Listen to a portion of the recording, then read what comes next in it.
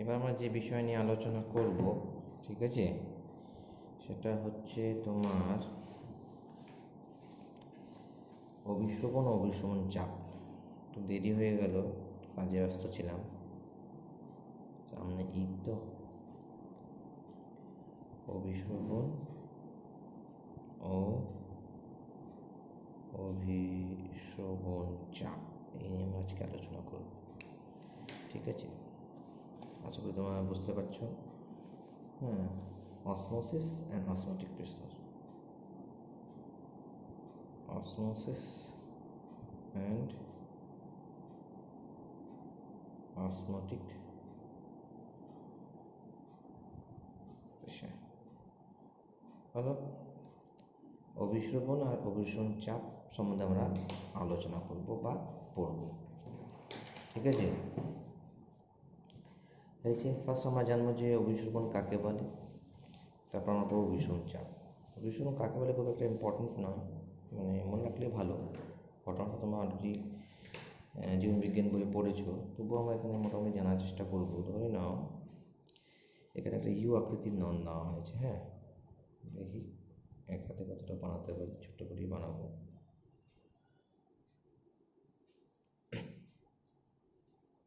ধরুন ইউ আকৃতি, সমপ্রস্থচ্ছেদ বিশিষ্ট একটা ইউ আকৃতির নন দেওয়া।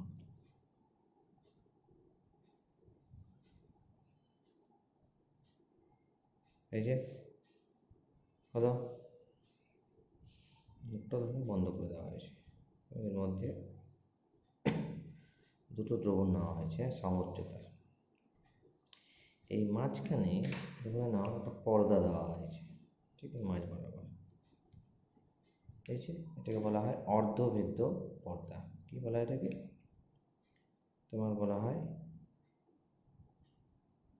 অর্ধভেদ্য পর্দা।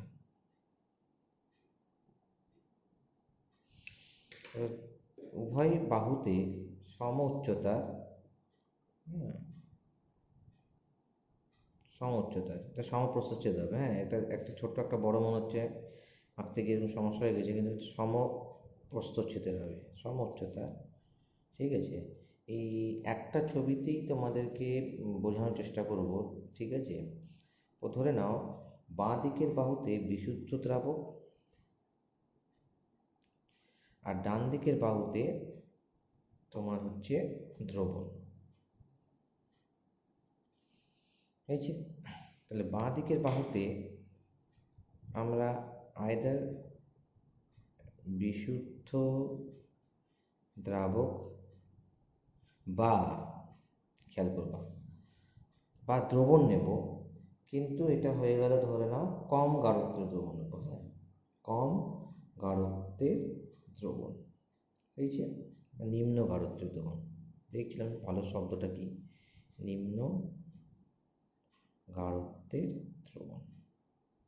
দ্রবণ বলতে যে দ্রাবকের কথা বলা হচ্ছে সেই দ্রাবকেরই দ্রবণ কিন্তু, হ্যাঁ।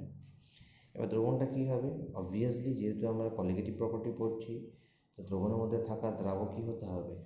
নিশ্চয়ই তোমার কি বলে, অনুদ্বায়ী, তড়িৎ অবিশ্লেষ্য, ঠিক আছে, অসংযোজিত, যা পড়ে এসছি আমরা। আর ডান দিকে ধরে নাও যদি বিশুদ্ধ দ্রাবক নেওয়া হয়, তো ডান দিকে থাকবে দ্রবণ, হয়েছে। ডান দিকের বাহুতে থাকবে কি? দ্রবণ। যদি বিশুদ্ধ দ্রাবক নিই, ঠিক আছে, তাহলে বিশুদ্ধ দ্রাবক যদি নিই, তাই যদি এটাকে প্রমাণ করে রাখলাম, তাহলে বিশুদ্ধ দ্রাবক করলে ডান দিকের বাহুতে হয়ে যাবে দ্রবণ, ঠিক আছে। অসম গাঢ়ত্ব বিশিষ্ট দ্রবণ বলতে পারি বিশুদ্ধ দ্রাবক, আর তার ডান দিকে হচ্ছে কি, সেই দ্রাবক থেকে যে দ্রবণটা তৈরি করলাম সেটাকে আমরা বললাম অসমান গাঢ়ত্ব বিশিষ্ট দ্রবণ, ঠিক আছে। তো হয়েছে, বা এমনি দ্রবণ বলতে পারো অসমান হলে। এবার যদি নিম্ন গাঢ়ত্বের দ্রবণ নেওয়া হয়, খেয়াল করো, তাহলে এখানে ডান দিকে হবে উচ্চ গাঢ়ত্বের দ্রবণ,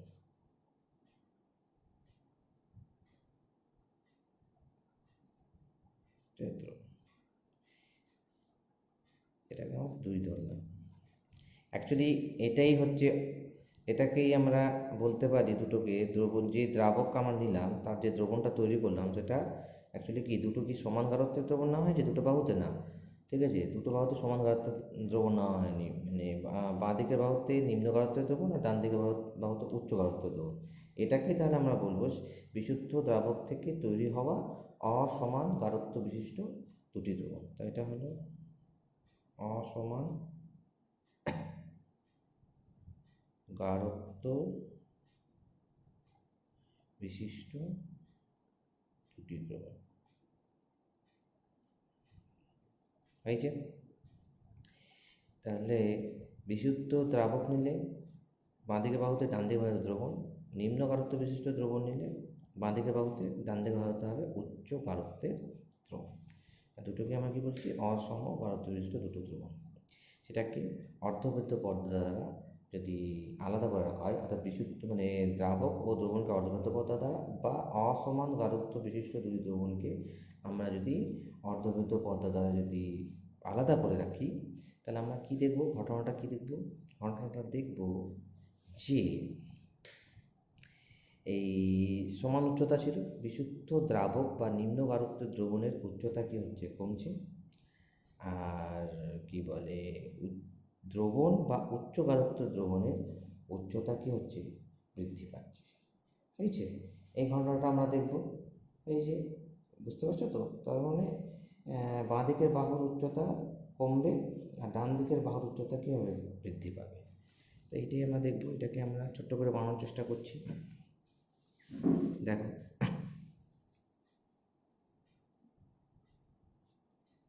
এটাকে বানানোর চেষ্টা করছি।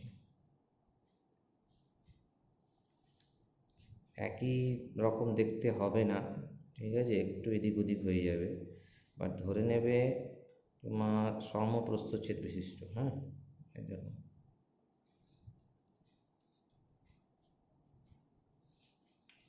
এটাই সেই অর্ধবৃত্ত পর্দা।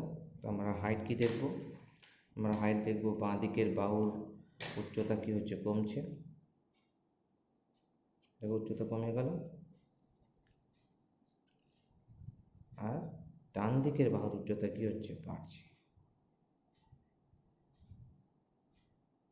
এই যে ঘটনাটা কেন ঘটলো, এই ঘটনাটা এই জন্যে ঘটলো যে বিশুদ্ধ দ্রাবক থেকে দ্রবণের দিকে, ঠিক আছে, তো কি হচ্ছে, অর্ধবৃত্ত পর্দার মধ্যে দিয়ে তোমার কি যাচ্ছে, দ্রাবকের অণু চলাচল করতে পারে। তাহলে অর্ধবৃত্ত পর্দার মধ্যে দিয়ে কি চলাচল করতে পারে, দ্রাবকের অণু চলাচল করতে পারে। এই যে দ্রাবকের অণু চলাচল করতে পারে, ঠিক আছে। তো যেহেতু দ্রাবকের অণু তোমার অর্ধবৃত্ত পর্দার মধ্যে দিয়ে চলাচল করতে পারে, যার ফলে কী হচ্ছে, বিশুদ্ধ দ্রাবক থেকে দ্রাবকের অণু তোমার দ্রবণের মধ্যে দিয়ে যাচ্ছে। সেই জন্য ডান দিকের বাহুর উচ্চতা বাড়ছে আর বাঁ দিকের বাহুর উচ্চতা কমছে। এবার যদি আমরা নিম্ন গাঢ়ত্বের দ্রবণের কথা বলি, এই যে নিম্ন গাঢ়ত্বের দ্রবণ আর উচ্চ গাঢ়ত্বের দ্রবণ, তো নিম্ন গাঢ়ত্বের দ্রবণ থেকে দ্রাবকের অণুগুলো, মনে রাখবা, ভালো খেয়াল করবা, নিম্ন গাঢ়ত্বের দ্রবণ থেকে দ্রাবকের অণুগুলো উচ্চ গাঢ়ত্বের দ্রবণের দিকে কী হচ্ছে, অর্ধবৃত্ত পর্দার মধ্যে দিয়ে যাচ্ছে। ক্লিয়ার হলো? তাহলে দ্রাবকের অণুগুলো নিম্ন গাঢ়ত্বের দ্রবণ থেকে তোমার উচ্চ গাঢ়ত্বের দ্রবণ দিকে প্রবাহিত হয়, যার ফলে কী হচ্ছে, বাঁ দিকের বাহুটা হাইট কমছে, ডান দিকের হাইটটা বাড়ছে। তাহলে দ্রাবকের অণুগুলো ডান দিকে কী করছে, দ্রবণটাকে লঘু করছে। এবার প্রশ্ন হচ্ছে যে অর্ধবৃত্ত পর্দার মধ্যে দিয়ে কি কেবলমাত্র নিম্ন গাঢ়ত্বের দ্রবণ থেকে উচ্চ গাঢ়ত্বের দ্রবণ থেকে দ্রাবকের অণুগুলো যাবে, নাকি বা কি বিশুদ্ধ দ্রাবক থেকে দ্রবণের দিকে দ্রাবকের অণুগুলো যাবে? তো মানে তাহলে দেখবে, খেয়াল করবে যে দ্রাবকের অণুগুলো কিন্তু দুই দিকেই প্রবাহিত হয়, বিশুদ্ধ দ্রাবক থেকে দ্রবণের দিকে, ঠিক আছে, আবার দ্রবণ থেকে বিশুদ্ধ দ্রাবকের দিকে, আবার নিম্ন গাঢ়ত্বের দ্রবণ থেকে উচ্চ গাঢ়ত্বের দ্রবণের দিকেও কী হবে, অর্ধবৃত্ত পর্দার মধ্যে দিয়ে দ্রাবকের অণুগুলো যাবে, আবার উচ্চ গাঢ়ত্বের দ্রবণ থেকে নিম্ন গাঢ়ত্বের দ্রবণের দিকেও কিন্তু দ্রাবকের অণুগুলো চলাফেরা করবে। বাট কী হচ্ছে যে বাঁ দিকের বাহু থেকে ডান দিকের বাহুর দিকে, ঠিক আছে, তো দ্রাবকের অণু চলাচলের পরিমাণটা কি বেশি, অর্থাৎ প্রবাহের হার বেশি। ঠিক আছে, ক্লিয়ার হলো?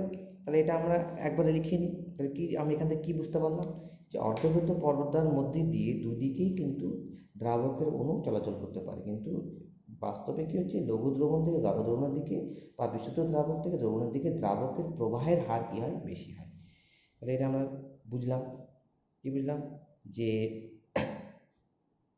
অর্ধভেদ্য পর্দার উভয় দিকে, উভয় দিকেই দ্রাবকের অণু চলাচল করে, উভয় দিকে, ঠিক আছে। কিন্তু লঘু দ্রবণ থেকে গাঢ় দ্রবণের দিকে, বা বলতে পারো বিশুদ্ধ দ্রাবক থেকে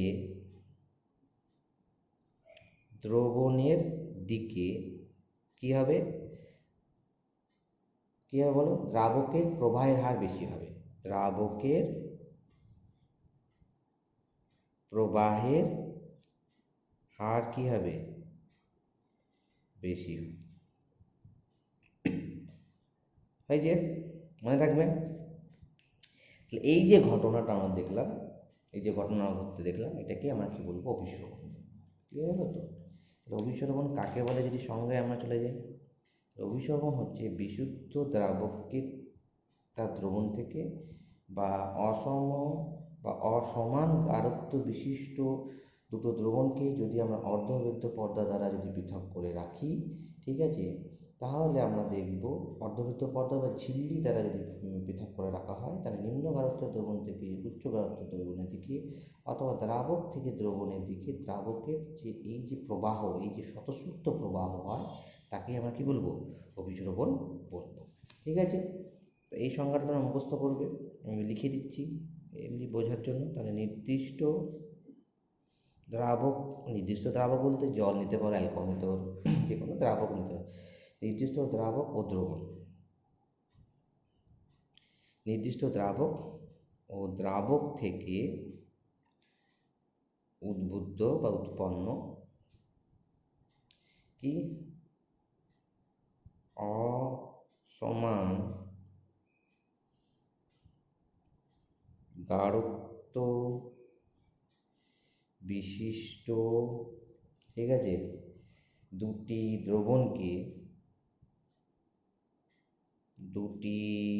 দ্রবণকে বা দেখে নাও, জানি না কীরকম জুম হচ্ছে, বা কোনো দ্রাবককে তার দ্রবণ থেকে কোনো দ্রাবককে বা কোনো দ্রবণকে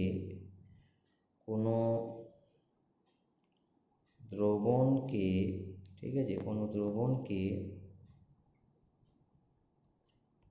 দ্রবণকে তার দ্রাবক থেকে অর্ধভেদ্য পর্দা বা ঝিল্লি দ্বারা, ঠিক আছে, এটাকে লিখেছি দেখো, বা ঝিল্লি দ্বারা, কি জানি কেন জুম আসছে, আর জুম হচ্ছে না কেন, বা ঝিল্লি দ্বারা, ঠিক আছে, বা ঝিল্লি দ্বারা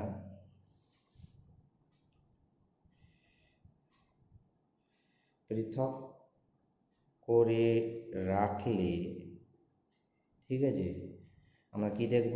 যে নিম্ন গাঢ়ত্বের দ্রবণ থেকে, ঠিক আছে, উচ্চ গাঢ়ত্বের দ্রবণে অথবা, ঠিক আছে, অথবা তোমার দ্রাবক থেকে দ্রবণে দ্রাবকের যে স্বতঃস্ফূর্ত প্রবাহ হয়, তাকে আমরা কি বলবো? অভিস্রবণ বলবো। এটা পড়ে নেবে, অভিস্রবণ বলে।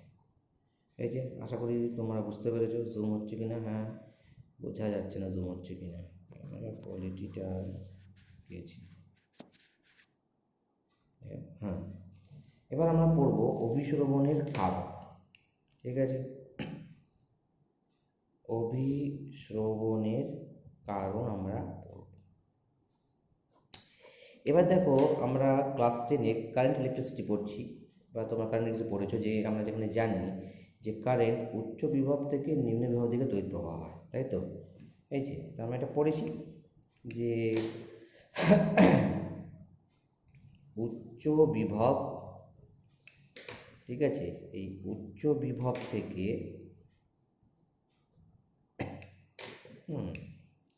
নিম্ন বিভবের দিকে, নিম্ন বিভব, হ্যাঁ, উচ্চ বিভব থেকে নিম্ন বিভবের দিকে কি হচ্ছে, তড়িতের প্রবাহ হয়। এই যে আমরা এটা পড়েছি আমরা, হ্যাঁ, তড়িতের প্রবাহ হচ্ছে, অর্থাৎ এখানে একটা বিভব কাজ করছে। একইভাবে দ্রাবকের অণু কোন দিকে বেশি প্রবাহিত হবে, ঠিক আছে, দুটো অসমান গাঢ়ত্বের দ্রবণকে যখন অর্ধবেদ্য পর্দা দ্বারা আলাদা করে দেওয়া হচ্ছে, ঠিক আছে, বা দ্রাবককে যখন তার দ্রবণ থেকে যখন অর্ধবেদ্য পর্দা দ্বারা আলাদা করে রাখা হচ্ছে, তাহলে দ্রাবকের অণু তো প্রবাহিত হচ্ছে অর্ধবেদ্য পর্দার মধ্যে দিয়ে উভয় দিকে, কোন দিকে বেশি প্রবাহিত হবে সেখানেও এক ধরনের বিভব কাজ করে, সেটাকে বলা হয় রাসায়নিক বিভব। কি বলা হয় এটাকে? রাসায়নিক বিভব। এই যে বিভব, এই যে এবার ধরে নাও এই যে লঘু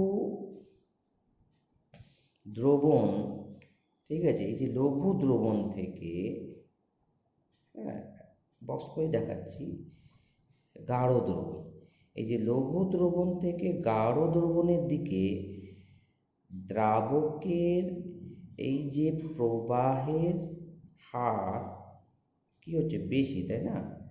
তাহলে এর পেছনে কারণ হচ্ছে যে লঘু দ্রবণের রাসায়নিক বিভব, ঠিক আছে, তোমার কি বলে, গাঢ় দ্রবণের রাসায়নিক বিভবের থেকে বেশি। লঘু দ্রবণের কি লিখতে পারি, রাসায়নিক বিভব, ঠিক আছে, লঘু দ্রবণের রাসায়নিক বিভব কি হচ্ছে, বেশি, আর গাঢ় দ্রবণের রাসায়নিক বিভব হচ্ছে কি, কম। এই যে একইভাবে আমরা দেখেছি যে বিশুদ্ধ দ্রাবক থেকে, ঠিক আছে, আমরা কি দেখেছি যে বিশুদ্ধ দ্রাবক থেকে, হ্যাঁ, দ্রবণের দিকে, তাহলে বিশুদ্ধ দ্রাবক থেকে দ্রবণের দিকে, দ্রবণ সেখান থেকে উৎপন্ন দ্রবণ, হ্যাঁ, দ্রাবক থেকে উৎপন্ন দ্রবণ কি, দ্রাবকের হার বেশি, সেম জিনিসই দেখতে পাচ্ছি এখানে। তো এখানেও আমরা বলতে পারি যে বিশুদ্ধ দ্রাবকের রাসায়নিক বিভব দ্রবণের মধ্যে থাকা দ্রাবকের রাসায়নিক বিভব অপেক্ষা বেশি, এটা বলতে ভুলে গেলাম। এই যে আমরা দেখলাম না, লঘু দ্রবণের রাসায়নিক বিভব, এখানে বলতে হবে লঘু দ্রবণের মধ্যে থাকা দ্রাবকের রাসায়নিক বিভব গাঢ় দ্রবণের মধ্যে থাকা দ্রাবকের রাসায়নিক বিভব অপেক্ষা বেশি। তাহলে আমরা এখানেও বলতে পারি, কি বলতে পারি, যে বিশুদ্ধ, ঠিক আছে, বিশুদ্ধ দ্রাবকের রাসায়নিক বিভব, তোমার বলো, দ্রবণে উপস্থিত ওই দ্রাবকের রাসায়নিক বিভব অপেক্ষা কি বেশি হয়। এই যে দেখে না, বিশুদ্ধ দ্রাবকের রাসায়নিক বিভব দ্রবণের মধ্যে উপস্থিত দ্রাবকের রাসায়নিক বিভব অপেক্ষা বেশি হয়। বাস্তব উদাহরণ হচ্ছে, যেমন ধরো কিশমিশ, তাহলে একটা শুকনো কিশমিশকে, হ্যাঁ, শুষ্ক কিশমিশকে তুমি জলে ডুবিয়ে রাখো, কিশমিশ কিছুক্ষণ পর ফুলে ওঠে, তার মানে কি বুঝতে হবে যে জল থেকে জলগুলো কী হচ্ছে, তোমার ওই কী বলে কিশমিশের মধ্যে প্রবেশ করেছে, তাই ওটা ফুলে গেছে। বা ধরে নাও একটা গাঢ় চিনির দ্রবণ নাও, তো গাঢ় চিনির দ্রবণের মধ্যে তুমি যদি কিশমিশ রাখো না, মানে কিশমিশ যদি ডুবিয়ে রাখো, তো দেখবে যে গাঢ় চিনির দ্রবণে কিশমিশকে রাখলে কিশমিশের মধ্যে থাকা যে জল সেগুলো বেরিয়ে আসছে, ফলে আরও চুপসে গেছে। বোঝা গেল তো? এই উদাহরণগুলো কিন্তু তোমরা দেখবে লেখা আছে, পড়ে নেবে। এবার আমরা যেটা পড়ছি অর্ধভেদ্য পর্দা কী। তো অর্ধভেদ্য পর্দাতে অত সময় নষ্ট করবো না। হ্যাঁ, তো অর্ধভেদ্য পর্দা কী? তাহলে অর্ধভেদ্য পর্দা হচ্ছে তোমার এমন একটা পর্দা যে পর্দাকে আমরা বিশুদ্ধ দ্রাবক থেকে দ্রবণকে আলাদা করলে বা অসম গাঢ়ত্বের দুটো দ্রবণকে আলাদা করলে দ্রাবকের অণুগুলো কী হচ্ছে, দ্রাবক থেকে বিশুদ্ধ দ্রাবক থেকে দ্রবণের দিকে বা কম গাঢ়ত্বের দ্রবণ থেকে বেশি গাঢ়ত্বের দ্রবণ থেকে ধাবিত হয়। কিন্তু সেই পর্দাকে আমরা কী বলবো? অর্ধভেদ্য পর্দা বলবো। হ্যাঁ, সেমি পারমিয়েবল মেমব্রেন বলা হয় ইংরেজিতে এটাকে। কী বলে এটাকে? Semi permeable membrane. এবার এর কিছু উদাহরণ আছে, ঠিক আছে? প্রাকৃতিক অর্ধভেদ্য পর্দা, কৃত্রিম অর্ধভেদ্য পর্দা, দু একটা উদাহরণ পড়ে রাখবে। প্রাকৃতিক অর্ধভেদ্য পর্দা পড়বে, ঠিক আছে? এই যে যেমন ধরুন ডিমের খোসা, ডিমের খোসার ভিতরে দেখবে একটা সাদা পাতলা স্তর থাকে, ওটাও একটা অর্ধভেদ্য পর্দা। বা এখানে দেখো বলেছে পিগ ব্লাডার, অর্থাৎ শূকরের মূত্রথলি, ঠিক আছে? যেমন এখানে উদাহরণ দিয়েছে শূকরের মূত্রথলি, এইটা যেমন একটা উদাহরণ। ঠিক সেমন ডিমের খোসা ছাড়ালে দেখবে তোমার ডিমের সাদা অংশের উপর পাতলা একটা স্তর থাকে, সাদা পাতলা স্তর, ওটাকে আমরা কি বলবো? অর্ধভেদ্য পর্দা বলবো। তাহলে ডিমের, ঠিক আছে, ডিমের খোসার ভিতরে থাকা সাদা পাতলা স্তর, এই একটা। আরেকটা হচ্ছে যে উদ্ভিদ কোষের মধ্যে যে কোষ পর্দা থাকে, উদ্ভিদ, ঠিক আছে, বানানগুলো হচ্ছে উদ্ভিদ কোষের কোষ পর্দা। ক্লিয়ার হলো? এটা এক ধরনের অর্ধভেদ্য পর্দা হয়েছে। আর কৃত্রিম একটা উদাহরণ আছে, মুখস্থ করে নেবে। মুখস্থ না করলেও চলবে, অসুবিধা নেই, আসে না সব কিছু, বই দেওয়া আছে তাই বলে দিচ্ছি। কৃত্রিম অর্ধভেদ্য পর্দা, ঠিক আছে? কৃত্রিম অর্ধভেদ্য পর্দা কি? হ্যাঁ, জটিল যৌগের নাম কপার ফেরোসায়ানাইড হচ্ছে, হ্যাঁ, কপার ফেরোসায়ানাইড,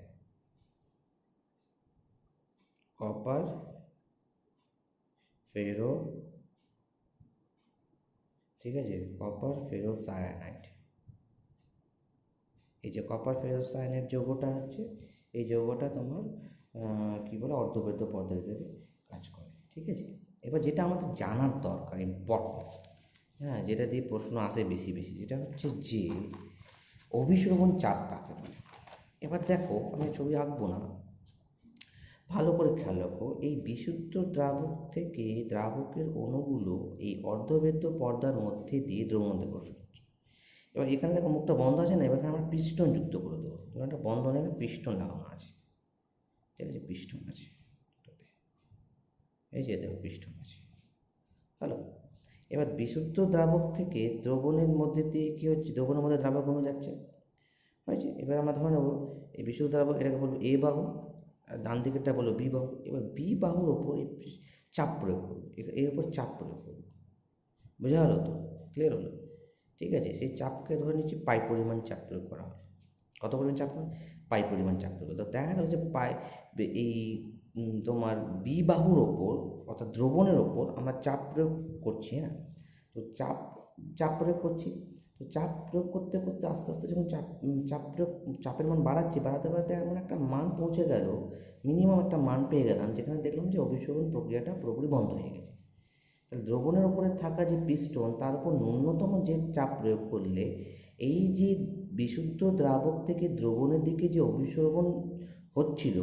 অভিস্রবণজনিত যে প্রবাহ হচ্ছিল, সেটা পুরোপুরি বন্ধ হয়ে যাচ্ছে, ঠিক আছে? সেই ন্যূনতম চাপকে আমরা কী বলবো? অভিস্রবণ চাপ, যেটাকে আমরা এখানে পাই হিসেবে ধরে নিয়েছি, ঠিক আছে? তো পাই হচ্ছে সেই ন্যূনতম চাপ যেটা এই বি বাহুর ওপর প্রয়োগ করার ফলে কি দেখা যাচ্ছে, যে এই যে অভিস্রবণ প্রক্রিয়াটাকে পুরোপুরি বন্ধ করে দিয়েছে।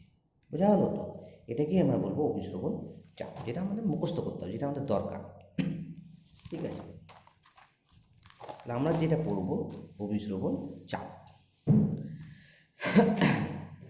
তো ছবিটা দেখানোর দরকার নেই, ডাইরেক্ট সংজ্ঞাতে চলে যাব। অভিশ্রবণ চাপ বা অভিসারক চাপ, ইংরেজিতে এটাকে বলা হয় অসমোটিক প্রেসার। ঠিক আছে, কি বলা হয়? Osmotic pressure. ক্লিয়ার হলো? হয়েছে? তাহলে অসমোটিক প্রেসার বা অভিসরবণ চাপ বলতে কি বোঝায়? তাহলে আমরা কি বুঝলাম? অসমোটিক প্রেসার বা অভিসরবণ চাপ বলতে কি বোঝায়?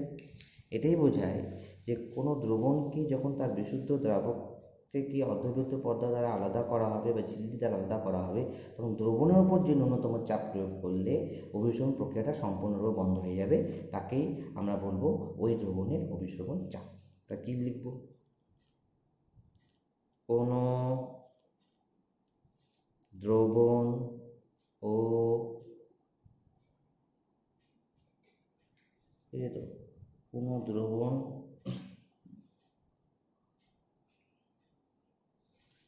দ্রবণ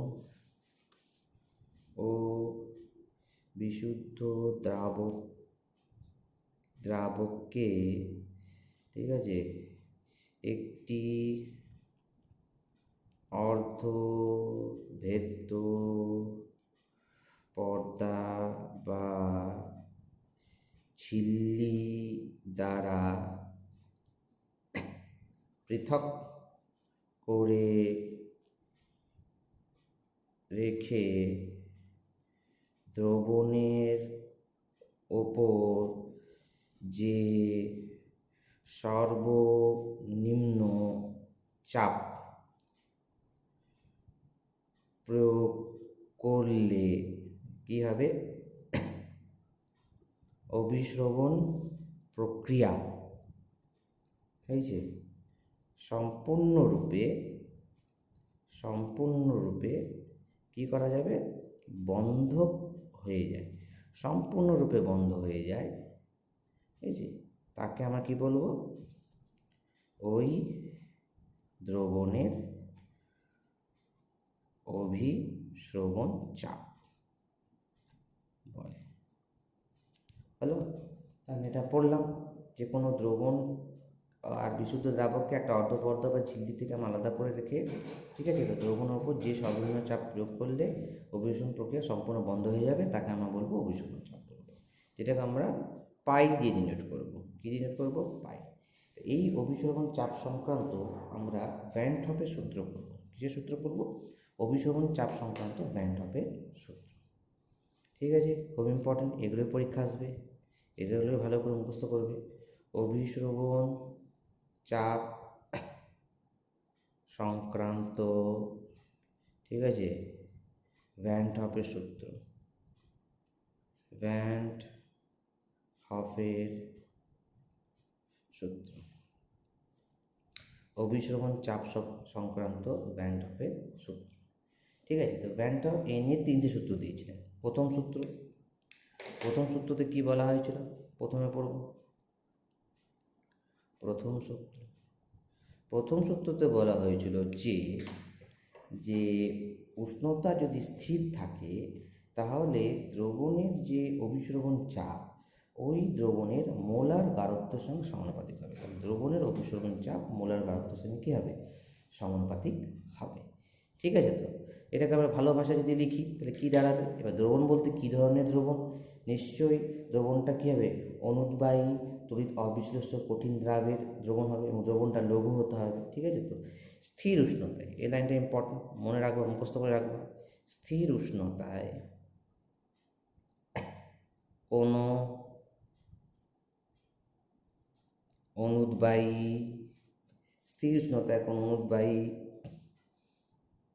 তড়িৎ অবিশ্লেষ্য কঠিন দ্রাবের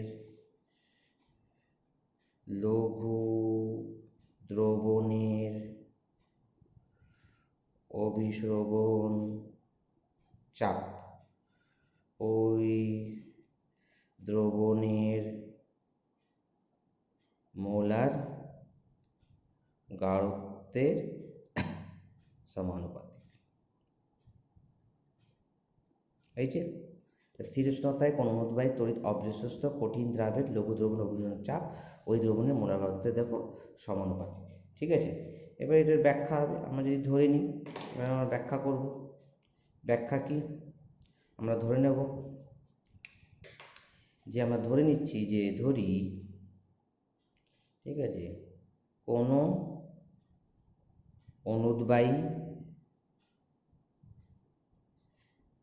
তড়িৎ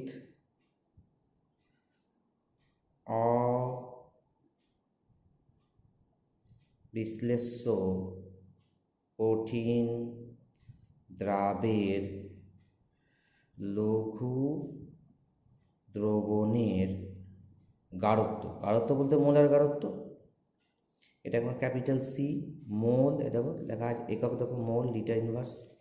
ঠিক আছে তো, ঠিক আছে। আর কি ধরে নেব? নির্দিষ্ট উষ্ণতায় বা স্থির উষ্ণতায়, ঠিক আছে, নির্দিষ্ট উষ্ণতায় টি উক্ত দ্রবণের অভিশ্রবণ চাপ, এটা দুটো ধরে নেব। অভিশ্রবণ চাপ এটাকে যদি পাই ধরা হয়, ঠিক আছে, তাহলে প্যান্টপের সূত্র অনুসারে পাই সমানুপাতিক সি। ঠিক আছে তো, এটা কখন? যখন তোমার টি হবে স্থির, উষ্ণতা স্থির। এই যে ক্লিয়ার হলো। এবার আমরা পাই সমানুপাতিক 1/v বলতে পারি, কারণ গাঢ়ত্ব আয়তনের সঙ্গে ব্যস্তানুপাতিক। তাহলে আমরা এটা লিখতে পারি। তো এটা হচ্ছে প্রথম সূত্র, পড়ে নেবে যে অভিশ্রবণ চাপ দ্রবণের মোলার গাঢ়ত্বের সঙ্গে সমানুপাতিক। এইটা মনে রাখবে। 2 নম্বর সূত্র কী বলা হচ্ছে? এবার আমরা কী করবো? উষ্ণতার সঙ্গে অভিশ্রবণ চাপের সম্পর্ক বার করবো। তাহলে এখানে আমরা দেখব যে উষ্ণতা বাড়ালে অভিশ্রবণ চাপ বাড়ছে, উষ্ণতা কমালে অভিশ্রবণ চাপ কমছে, তাহলে উষ্ণতার সঙ্গেও সমানুপাতিক। তাহলে উষ্ণতার সঙ্গে যখন অভিশ্রবণ চাপের সম্পর্ক প্রতিষ্ঠা করব, তখন আমাকে এটা মনে রাখতে হবে এবং গাঢ়ত্ব স্থির থাকবে। কী স্থির থাকবে? গাঢ়ত্ব। ঠিক আছে তো, দ্বিতীয় সূত্র, তাহলে দ্বিতীয় সূত্রটা কি? ঠিক আছে, তার দ্বিতীয় সূত্রটা কি বলুন? তার দ্বিতীয় সূত্রটা হচ্ছে যে গাঢ়ত্ব স্থির থাকবে, তাহলে স্থির বা নির্দিষ্ট গাঢ়ত্বের, ঠিক আছে, নির্দিষ্ট গাঢ়ত্বে ওই একই হবে কোনো অনুদ্বায়ী তড়িৎ অবিশ্লেষ্য, ঠিক আছে তো, কঠিন দ্রাবের লঘু দ্রবণ, দেখো লঘু দ্রবণ বারবার বলছে, লঘু দ্রবণের অভিশ্রবণ চাপ, ঠিক আছে, অভিশ্রবণ চাপ কী হবে? দ্রবণের পরম উষ্ণতা, ঠিক আছে, পরম মানে কেলভিন স্কেল, পরম উষ্ণতার সমানুপাতিক হয়েছে। তাহলে ব্যাখ্যাতে আমরা কী করব? আমরা উষ্ণতা অলরেডি টি ধরে নিয়েছি, মোলার গাঢ়ত্ব আমরা সি ধরে নিয়েছি, ঠিক আছে তো। তাহলে আলটিমেটলি কী দাঁড়াবে বলো? ব্যাখ্যা যদি করি, তাহলে পাই সমানুপাতিক ক্যাপিটাল টি, এটাই হচ্ছে তোমার কি পরম উষ্ণতা। এটা তখন হবে যখন তোমার সি কী হবে? স্থির হবে। হয়েছে। এবার আমরা বলতে পারি পাই সমানুপাতিক ভি, কারণ আমরা জানি, আমরা কি জানি যে আয়তন উষ্ণতার সঙ্গে সমানুপাতিক। আয়তন যেহেতু উষ্ণতার সঙ্গে সমানুপাতিক, অভিশ্রবণ চাপও কী হবে? উষ্ণতার সঙ্গে কী হবে? আয়তনের সঙ্গে কী হবে? সমানুপাতিক হবে। এই হচ্ছে তোমাদের দ্বিতীয় সূত্র। তৃতীয় সূত্র আমরা প্রত্যেকটা কলিগেটিভ প্রপার্টির ক্ষেত্রেই পড়ছি। তৃতীয় সূত্রটা কি? তৃতীয় সূত্রটা হচ্ছে তোমার, ধরে নাও আমরা দুটো দ্রবণ নিলাম, সম আয়তনে দুটো দ্রবণ নিলাম, দুটোতে মোলার গাঢ়ত্ব সেম, ঠিক আছে। এবার ধরে নাও আমরা 1000 সিসি জল নিলাম, ঠিক আছে। তারপর এদিকে এই ধরে নাও 1000 সেন্টিমিটার কিউব জল নেওয়া হলো, তার সঙ্গে তুমি ধরে নাও 0.1 মোল ইউরিয়া দিলে, হলো ইউরিয়া দিলে এর একটা অভিসরণ পাবে, পাই 1 ধরে নাও। আবার ধরে নাও তুমি 1000 সেন্টিমিটার কিউব জল নিলে, এবার তার সঙ্গে তুমি 0.1 মোল ইউরিয়া না দিয়ে তুমি চিনি দিলে, এর ক্ষেত্রে একটা অভিসরণ চাপ পাবো আমরা পাই2। দেখা যাচ্ছে যে পাই 1 এর মান পাই 2 এর সঙ্গে কী হচ্ছে, সমান হচ্ছে। বোঝা গেল তো? দ্বিতীয় সূত্রতে এটি আমরা দেখতে পাচ্ছি।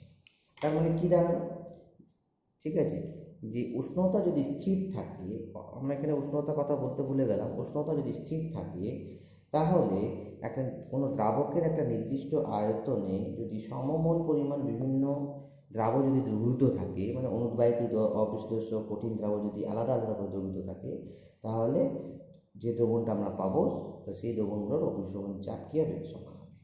উষ্ণতা স্থির রাখতে হবে কিন্তু, ঠিক আছে। তাহলে কী দাঁড়ালো সূত্র, স্থির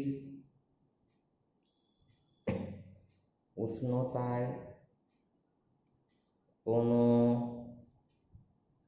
দ্রাবকে,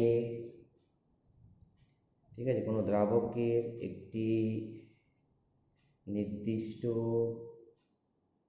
আয়তনে সমমোল পরিমাণ বিভিন্ন সমমোল পরিমাণ সমমোল বিভিন্ন অনুদ্বায়ী তড়িৎ অবিশ্লেষ্য, ঠিক আছে, কঠিন দ্রাবক পৃথক পৃথকভাবে দ্রবীভূত থাকলে, পৃথক পৃথকভাবে দ্রবীভূত করলে, ঠিক আছে, প্রাপ্ত দ্রবণগুলির কী হবে, অভিসরণ চাপ কী হবে, সমান। ঠিক আছে, তাহলে আমরা 3টে সূত্র পেলাম। এইভাবে তিনটে সূত্র মুখস্থ করবে।